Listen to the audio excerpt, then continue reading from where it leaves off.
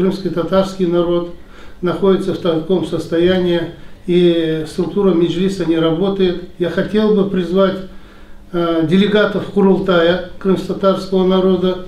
Они все знают, для чего избрались они. Они избирались для того, чтобы решать все проблемы, связанные с крымско-татарским народом.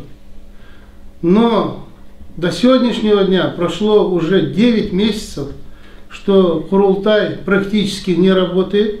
Меджлис, если работает не в полную силу, те заместители меджлиса, которых оставил Рифат Чубаров, они практически не исполняют свои обязанности. Надо Ремзи Ильясова избрать заместителем председателя меджлиса крымско-татарского народа и дать ему исполнить обязанности председателя меджлиса крымско-татарского народа. Надо срочно собрать Курултай, который есть, не собирая никакого нового, никакого меджлиса, и приступить к работе на нашей родине.